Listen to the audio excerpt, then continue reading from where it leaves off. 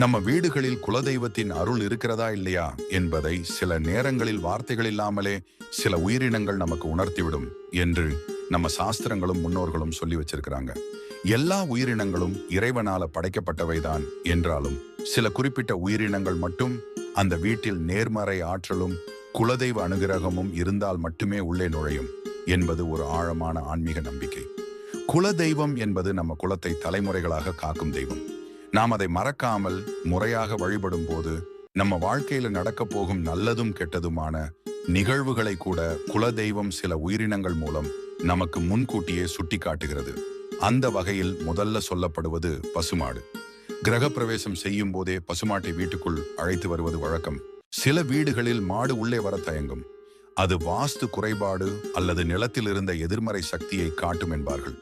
ஆனால் காரணமே இல்லாமல் வீதியில் போகும் பசுமாடு தானாக நம்ம வீட்டுக்குள் வந்து இலைகளையோ உணவையோ சாப்பிட்டால் அந்த வீட்டில் மகாலட்சுமியும் குலதெய்வமும் குடியிருக்கிறது என்பதற்கான பெரிய அறிகுறி அது. அடுத்ததாக காக்கா. எல்லா வீடுகளிலும் தினமும் வைக்கும் உணவை காக்கா வந்து சாப்பிடாது. குறிப்பாக முன்னோர்களுக்கு திதி திவசம் செய்வோர் வீட்டில் மட்டுமே காக்கா தவறாமல் வந்து உணவை ஏற்றுக்கொள்வதை பார்க்க முடியும். அது அந்த வீட்டில் முன்னோர்களின் ஆசீர்வாதமும் குலதெய்வத்தின் பாதுகாப்பும் இருக்கிறது என்பதை காட்டுகிறது. பல்லி சத்தமும் ஒரு முக்கியமான சைகை. நாம் ஒரு காரியத்தை செய்யலாமா வேண்டாமா என்று மனதில் குழப்பத்தில் இருக்கும்போது சரியாக அந்த நேரத்தில் பல்லி சத்தம் கேட்டால் அது குலதெய்வம் நீ செய் என்று அனுமதி தருவதாக நம்பப்படுகிறது. தொடர்ந்து பல்லி சத்தம் கேட்கும் வீடுகளில் குலதெய்வ அருள் இருப்பதாக சொல்லப்படுகிறது. அதேபோல் சிட்டுக்குருவி அல்லது மற்ற குருவி வகைகள் வீட்டுக்குள் வந்து நுழைவதும் குறிப்பாக கூடு கட்டுவதும் அந்த வீட்டில் மிகுந்த நேர்மறை ஆற்றல் இருப்பதற்கான அடையாளம். குலதெய்வம் பாதுகாக்கும் வீடுகளில் மட்டுமே இந்த பறவைகள் தங்கும் என்று முன்னோர்கள் நம்பியிருக்கிறாங்க.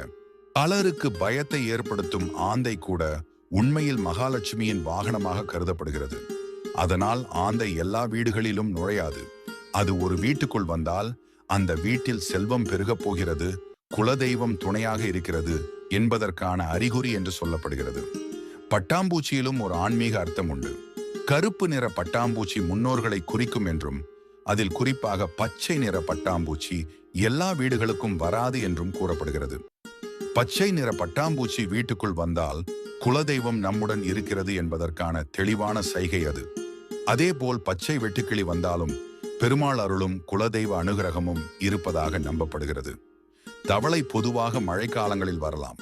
ஆனால் காரணமே இல்லாமல் எங்கிருந்து வந்தது என்றே தெரியாமல் வீட்டுக்குள் வந்தால் அதுவும் குலதெய்வ அனுகிரகத்தின் ஒரு அறிகுறி என பார்க்கப்படுகிறது. அது முன்பக்கம் வருதா பின்பக்கம் வருதா என்பதற்கும் தனித்தனி அர்த்தங்கள் சொல்லப்பட்டிருக்கிறது. பலர் பயந்து விரட்டும் குளவி கூட ஆன்மீக ரீதியில் முக்கியமானது. குளவி வீட்டுக்குள் கூடு கட்டினால் அந்த வீட்டில் திருமணமாகி குழந்தை இல்லாதவர்களுக்கு சந்தான பாக்கியம் கிடைக்கும் என்று முன்னோர்கள் சொல்லி வைத்திருக்கிறாங்க. மேலும் குலதெய்வம் நடமாடும் வீடுகளில் மட்டுமே குளவி தங்கும் என்றும் நம்பப்படுகிறது.